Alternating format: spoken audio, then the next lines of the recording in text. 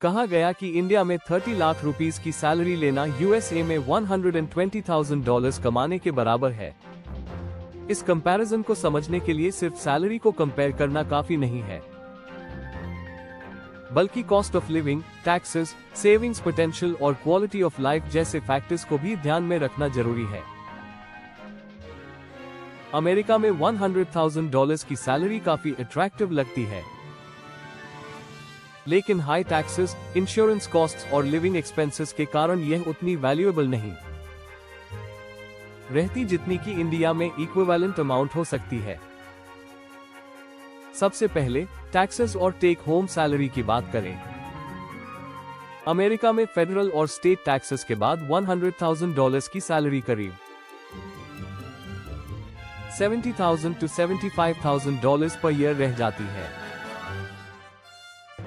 यानी लगभग $5,800 to $6,200 per month.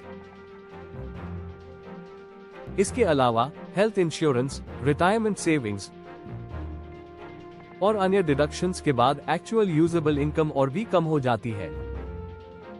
दूसरी ओर इंडिया में 30 लाख रुपीस की सैलरी पर इफेक्टिव टैक्स रेट लोअर होता है और कई बेनिफिट्स मिल सकते हैं, जिससे टेक होम सैलरी कंपैरेटिवली ज्यादा हो सकती है।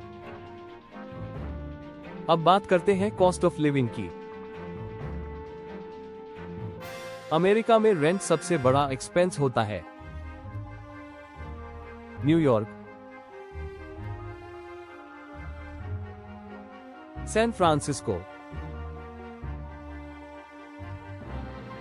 और लॉस एंजेलिस जैसे शहरों में एक डिसेंट 1 BHK अपार्टमेंट का रेंट $2,500 to $4,500 पर मंथ हो सकता है। यहां तक कि टेक्सास और फ्लोरिडा जैसे रिलेटिवली सस्ते स्टेट्स में भी रेंट $1,500 to $2,500 पर मंथ के बीच हो सकता है। इंडिया में उसी क्वालिटी का 1 BHK अपार्टमेंट मेट्रो सिटीज में 30,000 to 60,000 रुपीस पर मंथ में मिल जाता है, जो सिग्निफिकेंटली चीपर है। हेल्थ केयर का कॉस्ट अमेरिका में बहुत ज्यादा होता है। एक स्टैंडर्ड हेल्थ इंश्योरेंस प्लान के लिए $300 to $800 पर मंथ खर्च करने पड़ सकते हैं और इमरजेंसी मेडिकल बिल्स हजारों डॉलर्स में जा सकते हैं। इंडिया में प्राइवेट हेल्थ केयर भी कंपैरेटिवली बहुत अफोर्डेबल है और कई एम्प्लॉयर्स फुल कवरेज प्रोवाइड करते हैं। फूड और यूटिलिटीज का खर्च भी अमेरिका में ज्यादा होता है। ग्रोसरी प्राइसेस इंडिया की तुलना में 2 to 3 टाइम्स तक हो सकते हैं और डाइनिंग आउट करना भी काफी महंगा पड़ता है। पब्लिक ट्रांसपोर्ट ज्यादातर सिटीज में उतना एफिशिएंट नहीं होता, जिससे कार रखना एक नेसेसिटी बन जाता है। कार इंश्योरेंस, गैस और मेंटेनेंस पर $500 to $1,000 पर मंथ खर्च हो सकता है, जबकि इंडिया में ये कॉस्ट बहुत कम होती है। क्वालिटी ऑफ लाइफ की बात करें तो ये सब्जेक्टिव फैक्टर है। कई लोग आर्ग्यू करते हैं कि अमेरिका में क्लीन एयर, बेटर इंफ्रास्ट्रक्चर और मॉडर्न अम्यूनिटीज मिलती हैं, लेकिन दूसरी तरफ work life balance, family support और कल्चरल लाइफस्टाइल के लिहाज से इंडिया भी एक अच्छा ऑप्शन हो सकता है। तो $100,000 की सैलरी अमेरिका में इंडिया में कितनी सैलरी के बराबर होगी? अगर सिर्फ एक्सपेंसेस को देखें तो अमेरिका में $100,000 पर ईयर कमाने का रियल परचेसिंग पावर इंडिया में 25 to 30 lakh rupees per year कमाने के बराबर हो सकता है। लेकिन अगर सेविंग्स पोटेंशियल और फाइनेंशियल फ्रीडम को देखें तो इंडिया में 30 to 35 लाख रुपीस की सैलरी अमेरिका में $120,000 to $150,000 कमाने के बराबर इंपैक्ट दे सकती है। अंत में ये पूरी तरह से लाइफस्टाइल, प्रायोरिटीज और पर्सनल चॉइसेस पर डिपेंड करता है। अगर आपकी priority high savings, family support और लोअर एक्सपेंसेस है, तो इंडिया बेटर ऑप्शन हो सकता है। लेकिन अगर इंफ्रास्ट्रक्चर, क्लीन एनवायरनमेंट और करियर ग्रोथ अपॉर्चुनिटीज ज्यादा मैटर करती है, तो अमेरिका एक अच्छा चॉइस हो सकता है। परचेसिंग पावर पैरिटी (पीपीपी) का सही तरीके से यूज करने के लिए सिर्फ एक्सचेंज रेट पर डिपेंड नहीं किया जा सकता, बल्कि रियल कॉस्ट ऑफ लिविंग को भी समझना जरूरी है। अलग अलग कंट्रीज में सामान और सर्विसेज की प्राइसेस काफी वेरी करती है, जिससे सैलरी कंपैरिजन ट्रिकी हो जाता है। उदाहरण के लिए, अगर यूएसए में एक बेसिक मील $15 का है और इंडिया में वही मील 300 रुपीज में अवेलेबल है, तो इसका मतलब है कि इंडिया में फूड कॉस्ट कंपैरेटिवली बहुत लोअर है, जबकि यूएसए में हायर अर्निंग्स के बावजूद मेजर खर्चों में से एक बन जाती है। हाउसिंग कॉस्ट भी एक बड़ा फैक्टर है। अगर न्यूयॉर्क, सैन फ्रांसिस्को या लॉस एंजलिस जैसे एक्सपेंसिव सिटीज में रेंट देखें, तो एक डिसेंट 1 बेडरूम अपार्टमेंट के लिए $2,500 to $4,000 पर मंथ खर्च हो सकता है। दूसरी ओर, मुंबई या बेंगलुरु जैसे सिटीज में similar apartment 30 to 70,000 rupees per month में मिल सकता है। इस गैप की वजह से इंडिया में लोअर सैलरी होने के बावजूद सेविंग्स पोटेंशियल यूएसए की तुलना में बेटर हो सकता है, स्पेशली अगर लाइफस्टाइल ज्यादा लैविश नहीं हो। हेल्थ केयर भी यूएसए में बहुत एक्सपेंसिव है। एक नॉर्मल डॉक्टर कंसल्टेशन $80 to $150 में हो सकता है, जबकि इंडिया में यही कंसल्टेशन 500 to 1000 रुपीज में पॉसिबल है। इसी तरह यूएसए में हेल्थ इंश्योरेंस की मंथली प्रीमियम $300 to $800 तक हो सकती है, जबकि इंडिया में एक अच्छे प्राइवेट इंश्योरेंस प्लान के लिए 5 to 10,000 रुपीज एनुअली खर्च होते हैं। ट्रांसपोर्टेशन कॉस्ट को देखें तो यूएसए में कार रखना लगभग नेसेसिटी है, क्योंकि पब्लिक ट्रांसपोर्ट हर जगह एफिशिएंट नहीं है। गैस प्राइसेस हाई होते हैं, इंश्योरेंस भी कॉस्टली होती है, और मेंटेनेंस चार्जेस भी सिग्निफिकेंटली ज्यादा होते हैं। दूसरी ओर, इंडिया में पब्लिक ट्रांसपोर्ट बहुत सस्ता और एक्सेसिबल है, जिससे ओवरऑल कम्यूटिंग कॉस्ट काफी लोअर हो जाती है। वर्ल्ड बैंक और ओईसीडी के पीपीपी कन्वर्शन के अनुसार यूएसए में $100,000 इंडिया में करीब 21 to 23 लाख रुपीस के बराबर हो सकता है। लेकिन real world factors, lifestyle choices और पर्सनल एक्सपेंसेस के हिसाब से यह फिगर वेरी कर सकता है।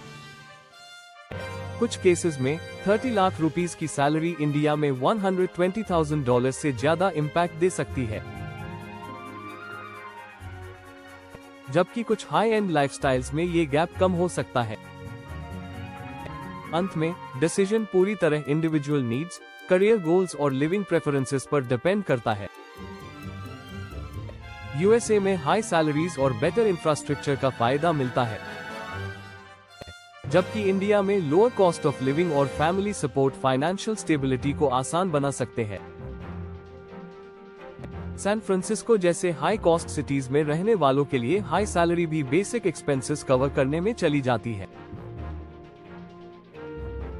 गूगल के लिए काम करने वाले इस ड्राइवर की सिचुएशन से ये समझ आता है कि यूएसए में $100,000 पर ईयर सैलरी होना फाइनेंशियल फ्रीडम की गारंटी नहीं है, खासकर एक्सपेंसिव सिटीज में। उनका रेंट ही $3,000 पर मंथ, हाँ, जो इंडिया में इक्विवेलेंट करीब 2.5 लाख रुपीस होता है। बे एरिया में हाउसिंग इतनी महंगी है कि कई प्रोफेशनल्स भी शेयर्ड अपार्टमेंट्स में रहने को मजबूर होते हैं। रिलेटिवली सस्ते एरियाज में भी 1 बेडरूम अपार्टमेंट के लिए मिनिमम $2,000 रेंट देना पड़ता है, जो इंडिया के मोस्ट एक्सपेंसिव सिटीज में भी रेयर है। हाउसिंग के बाद दूसरा सबसे बड़ा खर्च टैक्सेस होते हैं। फेडरल, स्टेट और लोकल टैक्सेस मिलाकर यूएसए में सैलरी का एक सिग्निफिकेंट हिस्सा गवर्नमेंट को चला जाता है। कैलिफोर्निया जैसे हाई टैक्स स्टेट्स में अगर कोई $100,000 कमाता है तो टैक्स डिडक्शंस के बाद एक्चुअल टेक होम सैलरी लगभग $70,000 या उससे भी कम हो सकती है। इसके मुकाबले इंडिया में 3 मिलियन रुपीस की सैलरी पर टैक्सेस लोअर होते हैं और टेक होम इनकम ज्यादा बचती है। हेल्थ केयर यूएसए में सबसे महंगे खर्चों में से एक है। अगर एम्प्लॉयर स्पॉन्सर्ड इंश्योरेंस ना हो तो इंडिविजुअल को $600 to $1,000 per month health insurance premium में खर्च करने पड़ सकते हैं। एक बेसिक डॉक्टर कंसल्टेशन भी $80 to $150 तक हो सकती है, जो इंडिया की हेल्थ केयर कॉस्ट्स की तुलना में काफी ज्यादा है। ट्रांसपोर्टेशन भी एक बड़ा खर्च है, क्योंकि यूएसए में पब्लिक ट्रांसपोर्ट हर जगह एफिशिएंट नहीं है। कार रखना नेसेसिटी बन जाता है, जिसके लिए monthly car loan payments, gas prices, insurance और मेंटेनेंस मिलाकर मिनिमम $500 to $1,000 पर मंथ खर्च हो सकते हैं। इसके मुकाबले इंडिया में पब्लिक ट्रांसपोर्ट काफी अफोर्डेबल है और पर्सनल व्हीकल की मेंटेनेंस भी कम खर्चीली होती है। ग्रोसरीज और डेली एसेंशियल्स भी यूएसए में काफी महंगे होते हैं। सैन फ्रांसिस्को जैसे सिटीज में मंथली ग्रोसरी बिल $600 to $1,000 तक जा सकता है, जबकि इंडिया में सेम लाइफस्टाइल मेंटेन करने के लिए $30,000 to $40,000 रुपीज में ग्रोसरीज मैनेज हो सकती है। इस केस स्टडी से साफ होता है कि हाई सैलरी यूएसए में गारंटीड सेविंग्स और लग्जरी लाइफस्टाइल का इंडिकेशन नहीं है। इंडिया में 3 मिलियन रुपीस सैलरी पर रहने वाला व्यक्ति हायर डिस्पोजेबल इनकम और बेटर सेविंग्स पोटेंशियल रखता है, जबकि यूएसए में $100,000 कमाने वाला व्यक्ति हाई कॉस्ट ऑफ लिविंग और हैवी टैक्सेशन की वजह से फाइनेंशियली ज्यादा प्रेशर महसूस कर सकता है। यूएसए में हाई सैलरी का मतलब फाइनेंशियल फ्रीडम नहीं होता, खासकर हाई कॉस्ट सिटीज में रहने वाले प्रोफेशनल्स के लिए। न्यूयॉर्क में एक ड्राइवर से बात करने के बाद ये समझ आया कि उनके मंथली एक्सपेंसेस $4,000 से भी ज्यादा थे, जिसमें रेंट, गैस और इंश्योरेंस शामिल था। यानी उनकी एनुअल एक्सपेंसेस लगभग $65,000 या 54 लाख रुपीस थी। इससे ये साफ हो गया कि दिखने में अट्रैक्टिव लगने वाली 6 फिगर सैलरी असल में बेसिक सर्वाइवल के लिए भी चैलेंजिंग हो सकती है। हाउसिंग यूएसए में सबसे बड़ा खर्चा होता है। इंडिया में जहां 1 बेडरूम अपार्टमेंट आमतौर पर 700 to 800 स्क्वायर फीट का होता है, वहीं यूएसए में मेट्रोपॉलिटन सिटीज में ये सिर्फ 200 to 300 स्क्वायर फीट का भी हो सकता है। यहाँ पर स्क्वायर फुट रेंटल कॉस्ट बहुत ज्यादा होती है, जिससे लिविंग स्टैंडर्ड में बड़ा फर्क आता है। 1 घंटे की दूरी पर रहने से रेंट कम किया जा सकता है, लेकिन इससे नेटवर्किंग अपॉर्चुनिटीज, प्रोफेशनल इवेंट्स और कल्चरल एक्सपीरियंसेस मिस करने का रिस्क भी रहता है। फूड एक्सपेंसेस भी यूएसए में काफी ज्यादा है। यहाँ बाहर खाना बहुत महंगा पड़ता है। एक सिंपल मील जिसमें 2 बर्गर्स, फ्राइज और ड्रिंक्स शामिल हो, उसका प्राइस $46 यानी करीब 3,800 रुपीज आता है। रेस्टोरेंट में एक नॉर्मल मील का कॉस्ट $30 to $70 तक हो सकता है। यूएसए में टिपिंग कल्चर एक और एक्स्ट्रा खर्च जोड़ता है, जहां कस्टमर्स से हर बिल पर 10 to 20% तक टिप देने की एक्सपेक्टेशन होती है। यहाँ तक कि सेल्फ सर्विस कियोस्क पर भी टिप मांगी जाती है, जिससे डाइनिंग एक्सपीरियंस महंगा और कंफ्यूजिंग बन जाता है। ट्रांसपोर्टेशन भी यूएसए में बहुत महंगा है। सैन फ्रांसिस्को और लॉस एंजलिस जैसे सिटीज में पब्लिक ट्रांसपोर्ट एफिशिएंट नहीं है, इसलिए प्राइवेट व्हीकल्स या उबर जैसी राइड शेयरिंग सर्विसेज पर डिपेंड रहना पड़ता है। छोटे छोटे डिस्टेंसेस के लिए उबर राइड भी $20 to $30 यानी करीब 2000 to 3000 रुपीज की आती है, जिससे डेली कम्यूटिंग का खर्चा बहुत ज्यादा हो जाता है। कार्स यहाँ इंडिया से सस्ती मिलती हैं, लेकिन इंश्योरेंस और मेंटेनेंस के चार्जेस ओवरऑल कॉस्ट को बढ़ा देते हैं। कार रेंट के लिए भी $700 यानी करीब 58,000 रुपीज खर्च करने पड़े, जो मोबिलिटी के हाई कॉस्ट को दर्शाता है। सैन फ्रांसिस्को जैसे सिटीज में क्राइम और होमलेसनेस बढ़ चुके हैं, जो यूएसए में रहने के एक और बड़े चैलेंज को दर्शाते हैं। यहाँ कार ब्रेक-इन्स और पेटी थेफ्ट बहुत कॉमन है, क्योंकि कैलिफोर्निया में एक लॉ है जिसे प्रॉप 47 कहा जाता है। इस लॉ के तहत $950 से कम वैल्यू की चोरी फेलनी नहीं बल्कि मिसडिमीनर मानी जाती है, यानी कोई व्यक्ति बार बार चोरी कर सकता है और उसे जेल नहीं भेजा जाएगा। इसी वजह से कई स्टोर्स फाइनेंशियल लॉस झेल रहे हैं, क्योंकि शॉपलिफ्टिंग इंसिडेंट्स पर सिक्योरिटी पर्सनल भी कोई एक्शन नहीं लेते। ड्रग एडिक्शन और होमलेसनेस यूएसए में एक बड़ी प्रॉब्लम बन चुकी है, खासकर सिलिकॉन वैली जैसे टेक हब्स में। हेल्थ केयर यूएसए में सबसे महंगे खर्चों में से एक है। इंडिया की तुलना में यहाँ डॉक्टर कंसल्टेशन और मेडिकल प्रोसीजर्स बहुत ज्यादा कॉस्टली है। एक नॉर्मल डॉक्टर विजिट $600 यानी करीब 54,000 रुपीज का हो सकता है, जबकि एक बेसिक ब्लड टेस्ट के लिए $2,000 यानी 1.67 लाख रुपीस तक खर्च करने पड़ सकते हैं। इमरजेंसी मेडिकल केयर का खर्च तो और भी ज्यादा होता है। बिना हेल्थ इंश्योरेंस के यूएसए में सर्वाइव करना बहुत मुश्किल है, क्योंकि छोटी छोटी मेडिकल इमरजेंसीज भी फाइनेंशियल बर्डन बन सकती है। लाइफस्टाइल और वर्क कल्चर भी यूएसए और इंडिया में काफी अलग है। जहां इंडिया में एम्प्लॉइज 10 to 12 आवर्स तक बिना ओवरटाइम पे के काम करते हैं, वहीं यूएसए में वर्क लाइफ बैलेंस बेहतर है। स्ट्रक्चर्ड शेड्यूल्स होते हैं और ओवरटाइम का प्रॉपर कॉम्पनसेशन दिया जाता है। प्रमोशंस और सैलरी इंक्रीमेंट्स भी जल्दी होते हैं, जिससे कुछ ही सालों में लोग $250,000 तक अर्न कर सकते हैं।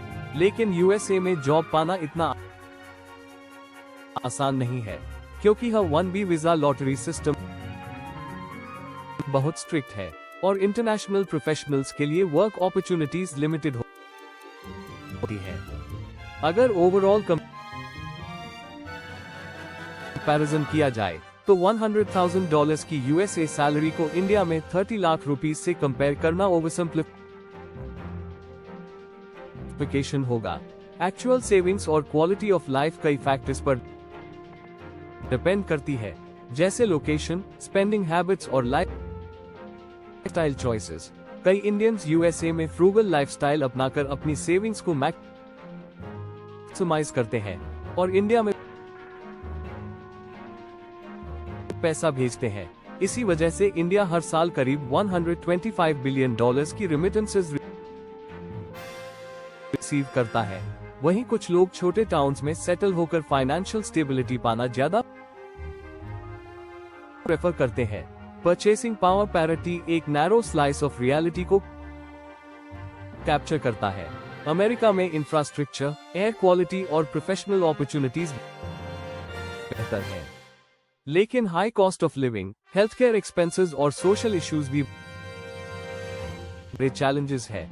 जो इंडियंस यूएसए जाते हैं वे फाइनेंशियल ग्रोथ के लिए जाते हैं, लेकिन वहां सर्वाइव और थ्राइव करना पर्सनल सर्कमस्टेंसेस पर डिपेंड करता है। कुछ लोग बहुत अच्छा करते हैं, जबकि कुछ फाइनेंशियल चैलेंजेस के साथ स्ट्रगल करते हैं। इसलिए रिलोकेशन का decision viral social media comparisons पर डिपेंड नहीं होना चाहिए, बल्कि एक थॉरो फाइनेंशियल एनालिसिस के बाद लिया जाना चाहिए।